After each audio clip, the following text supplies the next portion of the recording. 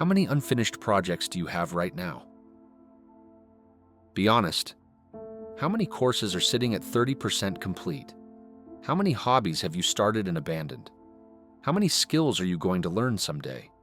You want to be a writer, a painter, a photographer, learn to code, start a business, speak 3 languages, play an instrument. You're not indecisive. You're not lazy. You're not uncommitted. You're terrified of choosing. By the end of this video, you're going to understand why you want to do everything, what that desire is really protecting you from, and why it's keeping you stuck in a cycle of starting and never finishing. Because once you see this pattern, you can't unsee it. Here's what you need to understand first. Wanting to do multiple things isn't the problem. Having diverse interests isn't the problem. Being curious about the world isn't the problem. The problem is when wanting to do everything becomes a way of avoiding commitment to anything. When you start things with intense enthusiasm and abandon them the moment they get difficult. When you have 17 tabs open about 17 different pursuits, but can't make progress on any of them. When the idea of choosing one path, really committing to it, going deep, becoming actually good at it, fills you with panic. That's not curiosity. That's fear. Fear of missing out. Fear of choosing wrong. Fear of limitation. Fear of finding out you're not as capable as you thought. And most people who do this don't even realize what they're running from. They just keep starting and starting and starting. So let's break down what's really happening. Let me describe your life, and you tell me how accurate this is. You get excited about something new, a skill, a hobby, a project, a career path. And for a few days, maybe a few weeks, you're obsessed. You research it. You buy the books, the courses, the equipment. You tell people about it. You can't stop thinking about it. You're convinced. This is it. This is the thing I'm going to commit to. And then something shifts. Maybe it gets hard. Maybe the initial excitement fades. Maybe you see someone else doing something different that looks more interesting. And suddenly, you're not sure anymore. Maybe this isn't the right path. Maybe I should try that other thing. Maybe I'm wasting my time. So you stop. Not officially. You don't quit. You put it on hold. Tell yourself you'll come back to it. And you move on to the next thing. Your browser history is a graveyard of half-researched interests. Your bookshelf is filled with books you've started and never finished. Your notes app is chaos. Lists of ideas, plans, goals you were excited about 3 months ago and haven't touched since. You have login credentials for 17 different learning platforms. You've started courses on everything from web design to watercolor painting to Stoic philosophy, and you can't finish any of them. Not because you're not smart enough, not because you're not capable, but because finishing means committing, and committing means choosing, and choosing means giving up everything else. And that feels impossible. So instead, you keep all your options open. You dabble, you explore, you stay a beginner at everything so you never have to face what happens when you go deep. And you tell yourself it's because you're multi-passionate, a renaissance soul, someone who doesn't fit into a box. But underneath that story is something else entirely. Most people who want to do everything think it's a positive trait. I'm just curious. I have so many interests. I don't want to limit myself. And sure, there's truth to that. But if you're honest, really honest, you know it's more than curiosity. Because when you imagine committing to one thing, really mastering it, going deep enough to get good, it doesn't feel exciting. It feels like death, like you're closing doors, like you're trapping yourself, like you're giving up who you could be for who you're choosing to be. You tell yourself you want to do everything because you're passionate, ambitious, multi-talented. But really, you want to do everything because you're afraid to commit to anything. Commitment feels like limitation, like failure, like settling. And as long as you're exploring, you don't have to face the discomfort of actually becoming something. So let's go beneath the surface.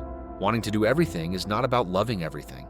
It's about being terrified of choosing wrong. Let me break down what's really happening in your mind.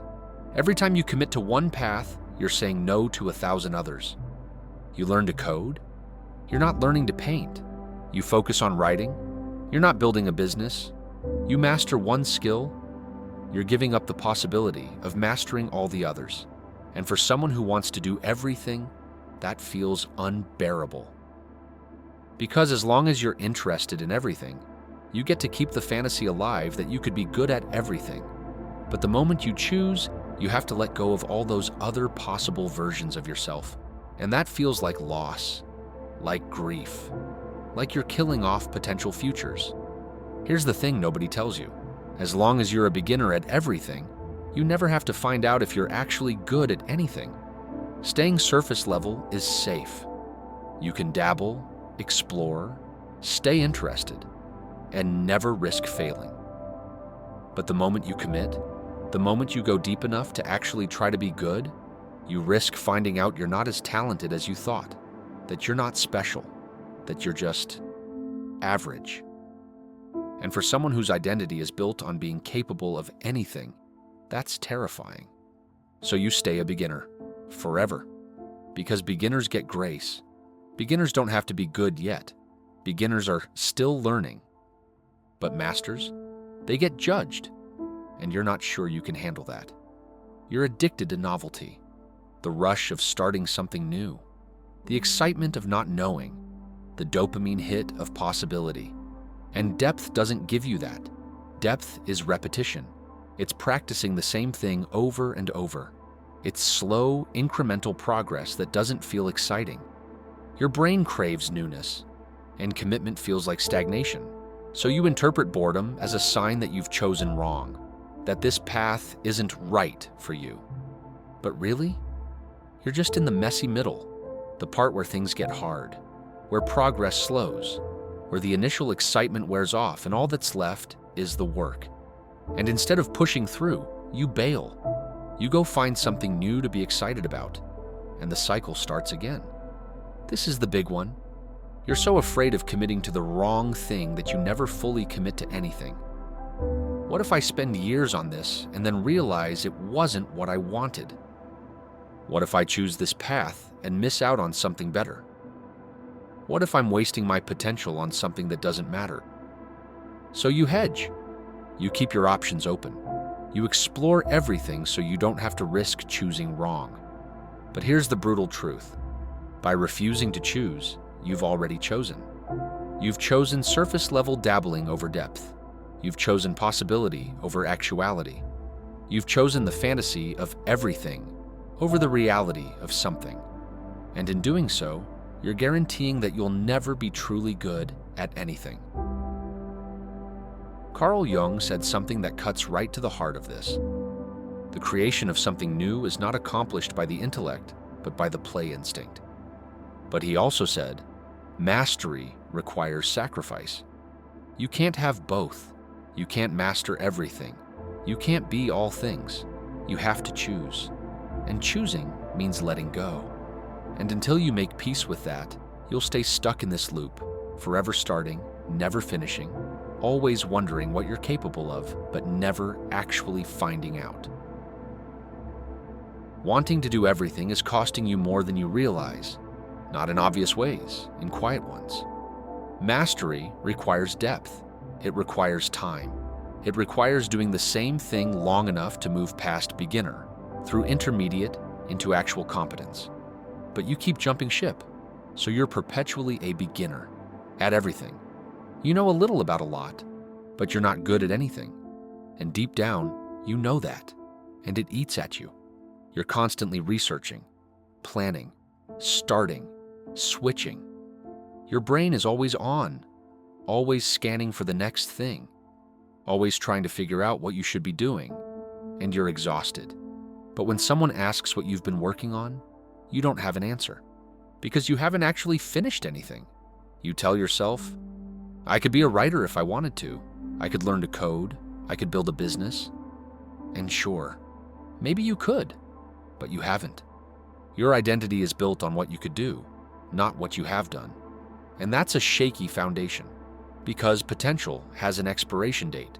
At some point, people stop asking about your potential and start asking about your results, and you won't have any. Every decision feels massive because every choice feels like you're closing doors. Should I focus on this or that? What if I'm wrong? What if there's something better out there? So you don't choose, or you choose and then second guess yourself constantly. And that indecision is stealing your time, your energy, and your peace. The real loss isn't productivity, it's mastery. The quiet confidence of being actually good at something. The ability to create something meaningful, to solve problems others can't, to contribute in a way that matters. You don't get that by dabbling, you get that by going deep. And by refusing to commit, you're robbing yourself of ever experiencing that. So how do you break the cycle? How do you stop? Not by forcing yourself to choose, not by shaming yourself for wanting multiple things, but by making peace with limitation. You start by accepting that choosing isn't losing. Every choice you make opens doors. Yes, it closes others, but that's not loss, that's focus. You don't lose the possibility of other paths. You lose the burden of trying to walk all of them at once. Depth is not limitation. Depth is freedom. Freedom to actually become good, to create something real, to stop living in your head and start living in reality. Reframe it. I'm not giving things up. I'm choosing where to invest my finite time and energy. Not forever. Just 90 days and see where it takes you. Pick one thing, one skill, one project, one pursuit. And commit to showing up for it, even when it's boring, even when something shinier appears, even when you doubt yourself. 90 days is long enough to get past the beginner phase, long enough to see what depth actually feels like. And here's what you'll discover. Depth is more satisfying than breadth.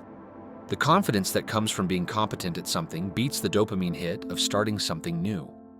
The next time you get excited about something new, pause.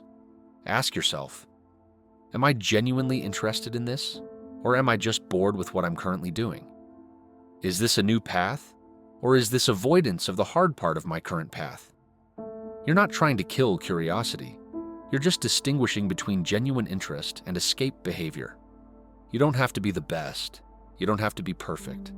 You just have to be competent enough to create something meaningful. And that's only possible if you stick with something long enough to get good.